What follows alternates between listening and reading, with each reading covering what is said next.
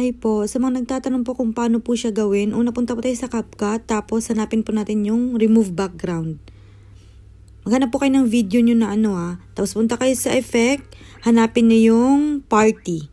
Tinan nyo po yung ginagawa ko. Hanapin nyo po yung party, napakadami nyo pong makikita dyan, tinan nyo po, yan. Yan, bali dalawang effect yung ginawa ko para maganda po siyang tignan. Ginaya ko lang po to sa nakita ko rin po dito sa TikTok eh. Yan, ganyan po.